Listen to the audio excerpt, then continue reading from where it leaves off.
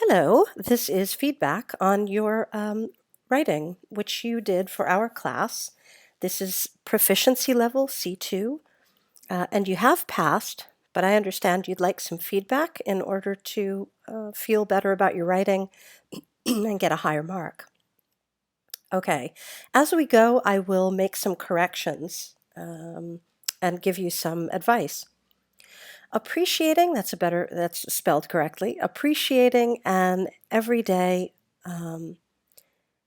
mandatory doesn't sound right. When we don't eat because it's mandatory, we don't eat food because someone else is dictating that we must.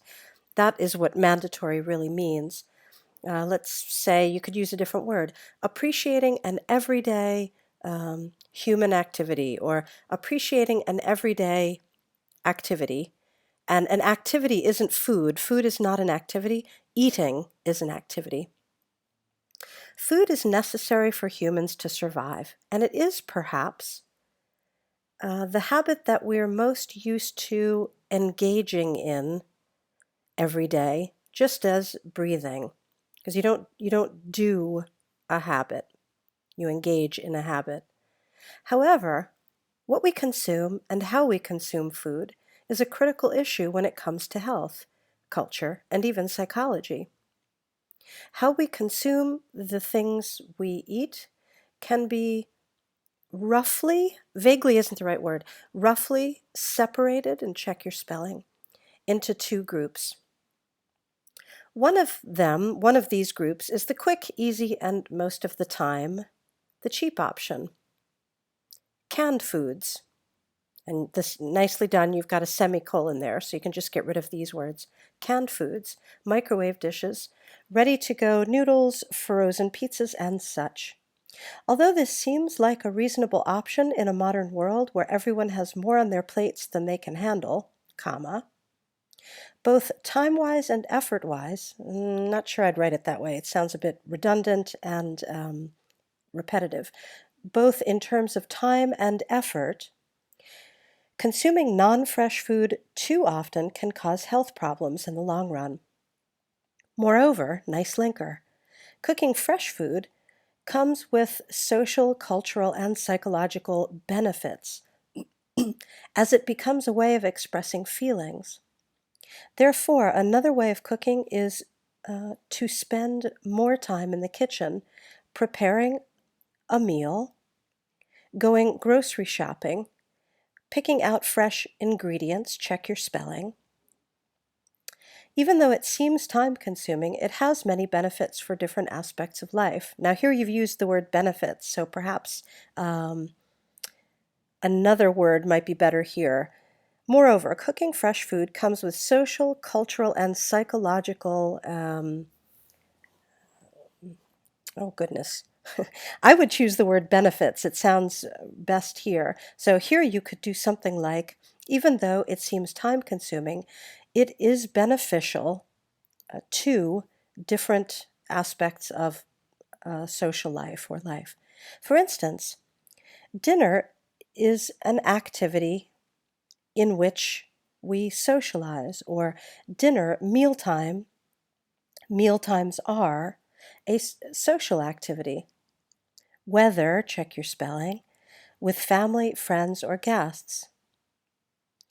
During the communication that is conducted, during the communication that we enjoy, um, you can connect with people that you care about and have a chance to express your feelings, comma.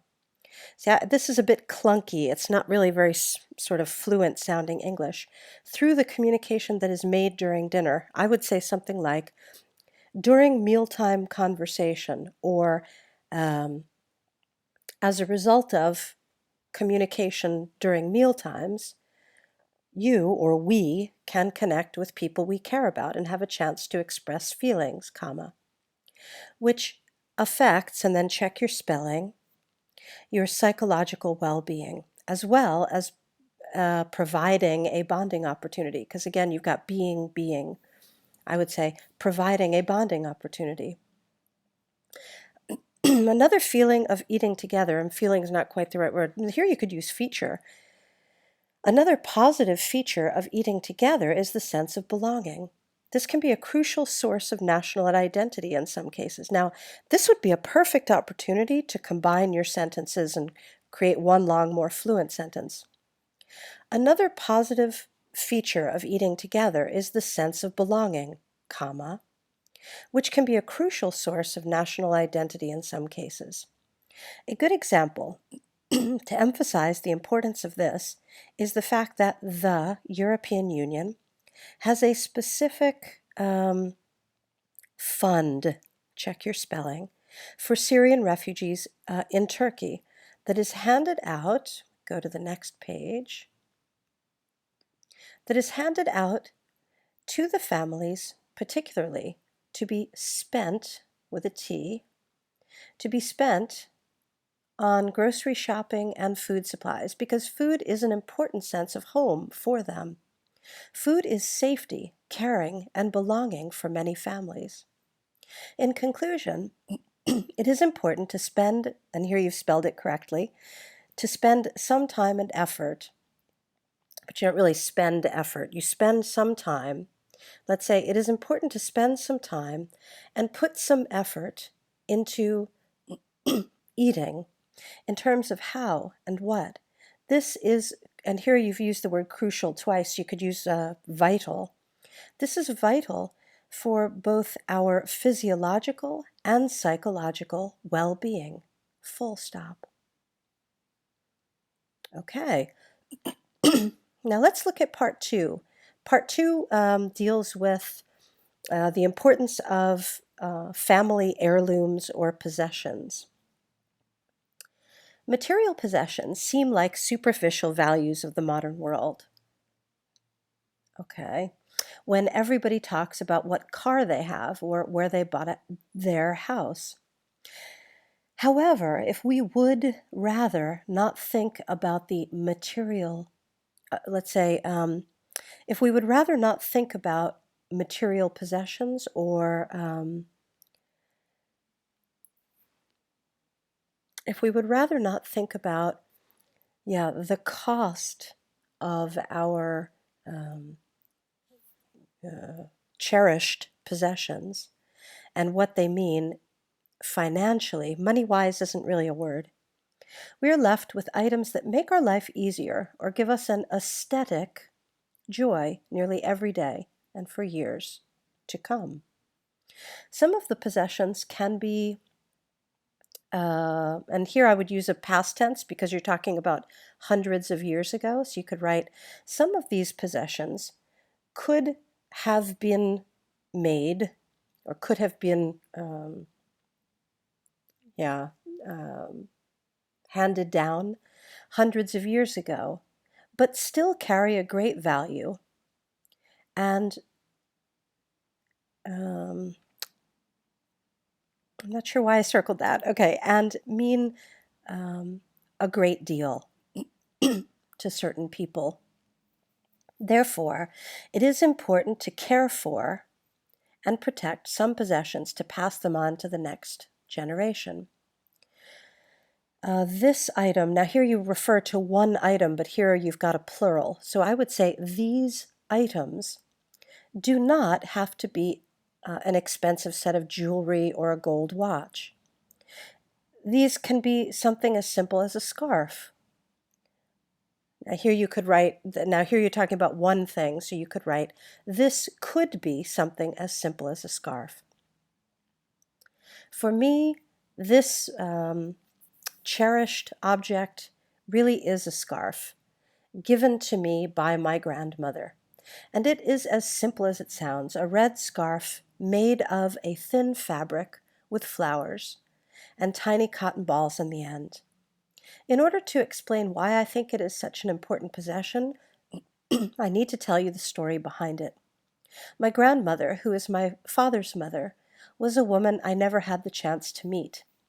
The things she did for her children, past tense, and the things she did for her children for the sake of her marriage are what you would see in heroic movies or perfect love stories. Moreover, nice linker, I've heard many things um, about me, about my about the, let's say this. Moreover, I've heard many things from my family about a great resemblance between me and her, especially about her witty jokes and smart comebacks.